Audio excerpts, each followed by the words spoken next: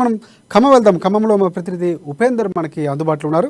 ప్రధానంగా చూసుకుంటే 2024లో ఖమ్మం నియోజకవర్గంలో ఎవరు గెలిచేది? ఖమ్మం అసెంబ్లీ సెగ్మెంట్లో ఓటర్ల సంఖ్య చూసుకుంటే 30,85,300 మంది ఉన్నటువంటి పరిస్థితి కనిపిస్తుంది. ఇక 1952 ఇప్పటి ఖమ్మం జిల్లాలో 15 సార్లు ఎన్నికలు జరిగినటువంటి పరిస్థితి. అత్యధికంగా గెలిచిన వామపక్షాలు మొత్తానికి 3 సార్లు కాంగ్రెస్ ఒక్కొక్కరు గెలిచి బీఆర్ఎస్ టీడీపీ ఉన్నటువంటి పరిస్థితి కనిపిస్తుంది. 2018 ఎన్నికల్లో బీఆర్ఎస్ గెలిచి ఏకైక సీటు సంపాదించినటువంటి పరిస్థితి. తర్వాత అదే అభివృద్ధి పువ్వాడ అజయ్ మంత్రంగా ముందుకు వెళ్తున్నటువంటి పరిస్థితి. ఈ నేపథ్యంలోనే ఆయన ఇంటింటికి పువ్వాడ కార్యక్రమాలు చేపడుతూ ప్రజల్లోకి వెళ్లే ప్రయత్నాలు చేస్తున్నారు. మరోసారి బీఆర్ఎస్ గెలిచి దిశగా కూడా ప్రయత్నాలు చేస్తున్నటువంటి పరిస్థితి కనిపిస్తుంది. మొత్తానికి అక్కడ ఎవరు పోటీ చేస్తారు? పొంగులేటి శ్రీనివాసరెడ్డి, రేణుకా చౌదరి కాంగ్రెస్ నుండి ఎవరు నిలిచేదని కూడా ఒక సందిగ్ధ కాంగ్రెస్ పార్టీ నుంచి నెలకొన్నటువంటి పరిస్థితి కనిపిస్తుంది. దీనికి సంబంధించినటువంటి పూర్తి అప్డేట్స్ ఏంటి చెప్పండి ఉపేంద్ర.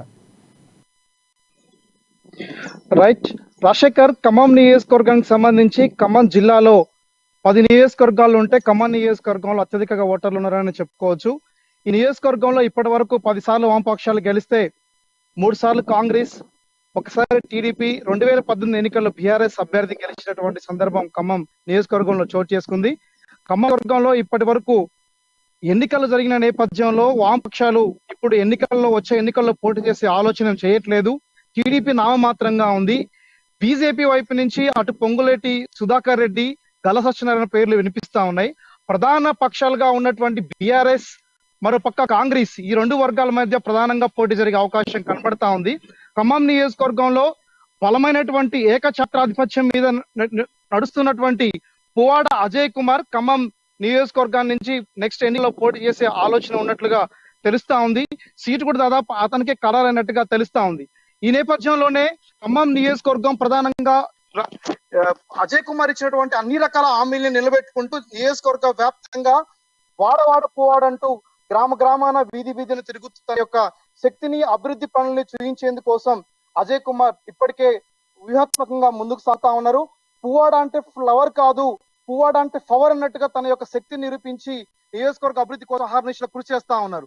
ఇదే నేపథ్యంలో జూన్ నెల వరకు ఏకఛత్రాధిపత్యం మీద నడిచినటువంటి పువ్వాడ అజయ్ యొక్క వ్యూహం, అభివృద్ధి పనులు జూలై 2 తర్వాత పొంగులేటి శ్రీనివాసరెడ్డి కాంగ్రెస్ లో చేరిన అనంతరం కొద్ది సందిగ్ధంలో ఉన్నట్లుగా అనిపిస్తా ఉంది. నియోజకవర్గంలో కాంగ్రెస్ నుంచి ఎవరు పోటీ చేస్తారు అనేటువంటి ప్రధానమైనటువంటి ప్రశ్న ఇప్పుడు నియోజకవర్గ ప్రజల్లో చర్చ సాగుతా ఉంది. అయితే ప్రధానమైనటువంటి ప్రతిపక్ష వ్యక్తి, సరైనటువంటి వ్యక్తి లేకపోతే రానున్నటువంటి ఎన్నికలో పువ్వాడ అజయ్ కుమార్ గెలుపు సునాయాసనంగా అనిపిస్తా ఉంది. అదే సందర్భంలో నియోజకవర్గంలో ఉన్నటువంటి ప్రధాన అత్యధికంగా ఓటర్లు కాంగ్రెస్ ఓటర్లు ఉన్నప్పటికీ ఖమ్మం నియోజకవర్గంలో కాంగ్రెస్ నుంచి రేణుకా చౌదరి పోటీ చేస్తుందా లేదా శ్రీనివాసరెడ్డి పోటీ చేస్తాడా అనేటువంటి కూడా ప్రధాన చర్చ సాగుతా ఉంది. రాజశేఖర్. రైట్ ఉపేంద్ర, ప్రధానంగా ఇంకోటి చూసుకుంటే గతంలో కూడా పొంగులేటి ఎక్కడి నుంచి పోటీ చేస్తారో అక్కడే కూడా అభ్యర్థుల్ని అంటే సరైనటువంటి ప్రత్యర్థిని పెట్టే దిశగా కేసీఆర్ ప్లాన్ చేసినటువంటి పరిస్థితి కనిపిస్తుంది. ఓవైపు మొదటి అభ్యర్థుల జాబితాను కూడా తయారు చేసుకున్నటువంటి వార్తలు వస్తున్న నేపథ్యంలో ప్రధానంగా ఒకవేళ ఖమ్మం సెగ్మెంట్ నుంచి కానీ లేకపోతే భద్రాద్రి కొత్త ఇలా కొన్ని సెగ్మెంట్లో ప్రధానంగా చూసుకుంటే ఒకవేళ ఇక్కడి నుంచి కనుక పొంగులేటి శ్రీనివాసరెడ్డి పోటీ చేస్తే కనుక ఖచ్చితంగా పోటీ నిలిపే అవకాశాలు ఎక్కువగా ఉన్నాయనుకోవచ్చు మనం. గతంలో ఖమ్మం నియోజకవర్గంలో 2014 జరిగిన ఎన్నికల్లో, 2018 జరిగిన ఎన్నికల్లో అటు తుమ్మల నాగేశ్వరరావుని, నామ నాగేశ్వరరావుని పై విజయం సాధించినటువంటి పువ్వాడ అజయ్ కుమార్ ఎన్నికల వ్యూహకర్తగా, ఎన్నికలంటే తనకు ఒక సింపుల్ గా విజయం సాధించే దిశ అడుగులేసేటువంటి ఒక స్వభావం, ఒక ప్లానింగ్ వెళ్ళేటువంటి వ్యక్తి పువ్వాడ అజయ్ కుమార్. అదే తరుణంలో ఖమ్మం నియోజకవర్గంలో ఇప్పుడు బలమైనటువంటి ఓటు కలిగిన కాంగ్రెస్ పార్టీ అటు పొంగులేటి శ్రీనివాసరెడ్డి పోటీ చేస్తే అజయ్ కుమార్ కి రానున్నటువంటి ఎన్నికలు టైట్ గా నడుస్తాయనేది కూడా చెప్పుకోవచ్చు. అటు రేణుకా చౌదరి ఒకవేళ పోటీ చేసినా అజయ్ కుమార్ పక్కా గెలుస్తాడు అనేది కూడా ప్రజల్లో చర్చ జరుగుతా ఉంది.